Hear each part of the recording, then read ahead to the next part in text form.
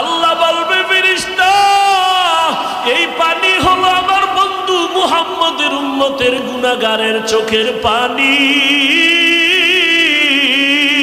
জাহান্নামের আওয়াজ আল্লাহকে বলবে আল্লাহ বেনামাজি গুলো কই? ও আল্লাহ গুনাহগার গুলো আমার পেটে দাও, আমার পেটে ক্ষুধা। আল্লাহ বলে জাহান্নাম অপেক্ষা কর, আমি আল্লাহ বিচারটা শেষ করে নেই।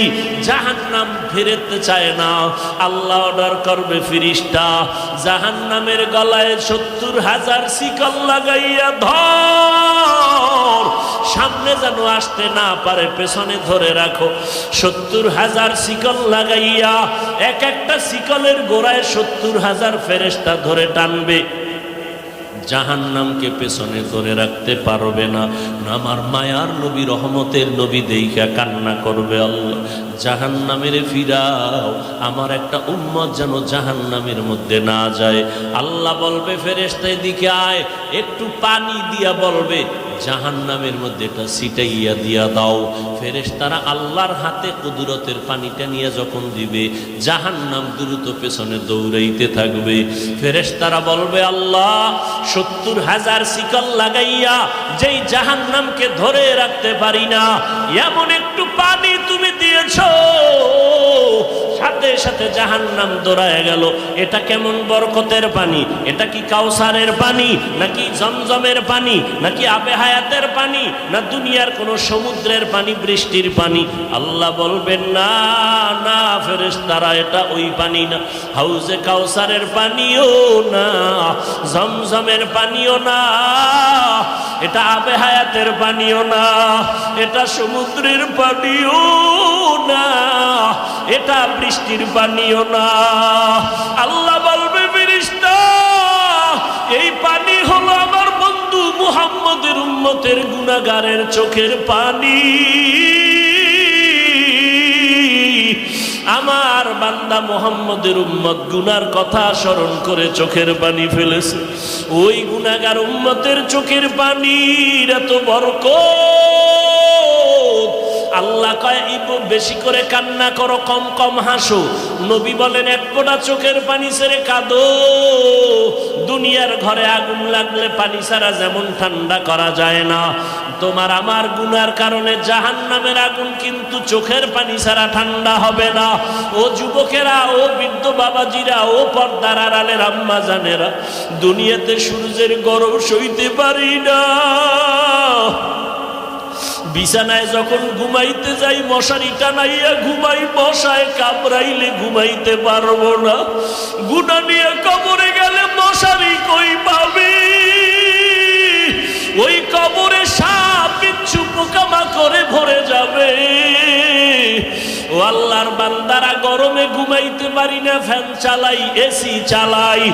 গুনাহ নিয়ে কবরে গেলে জাহান্নামের আগুনের গরম কেমন করে সহ্য করবা রে বাবা? এখনো কি সময় হয় নাই তওবা করবা না?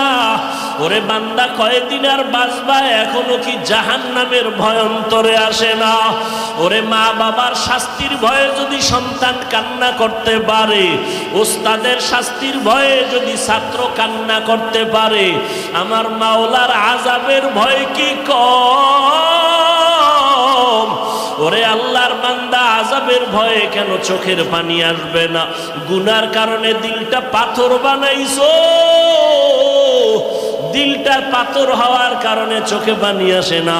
মাওলারে মনে মনে ডাকো আর বলো, দয়ার মালিক দিলটা নরম বানায় দাও, কান্নাওয়ালা চক্ষু দান করো আল্লাহ। ও যুবক, তোমার মতো যুবক স্কুলে পড়ে, কলেজে পড়ে, 5 ওয়াক্ত নামাজি নাই। তুমি একটু চিন্তা করো, তুমি কেন পারো না? তোমার মতো যুবক র্যাব, আর্মি, পুলিশ, বিডিআর এর চাকরি করে নামাজ ছাড়ে না। তুমি নিজেরে প্রশ্ন করো, তুমি কেন পারো না? ও আল্লাহর বান্দা ও বৃদ্ধ বাবাজিরা, আপনাদের মতো কত বুড়া মানুষ যত কষ্ট হোক নামাজ ছাড়ে না, আপনি কেন পারেন না?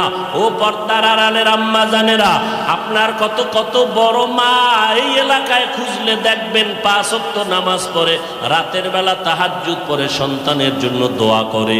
আম্মা জান, আপনি কেন পারবেন না?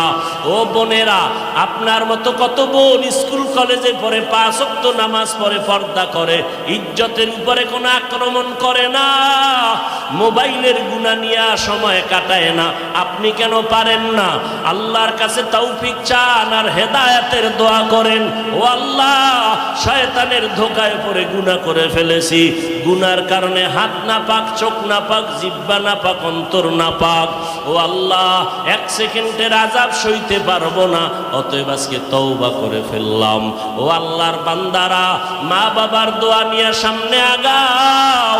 এ যুবক, ওই মা বাবার দোয়া ছাড়া তুমি পরীক্ষায় পাশ করতে পারো নাই। মা বাবার চোখের পানি দোয়ার কারণে আজকে চেয়ারে বসলাম। মা বাবার দোয়া চোখের পানির কারণে তুমি টাকার মালিক, বাড়ি গাড়ির মালিক হয়েছো। ওই মা বাবার জন্য কি 1 ফোঁটা চোখের পানি ছেড়ে দোয়া করতে পারবা না? যাদের মা বাবা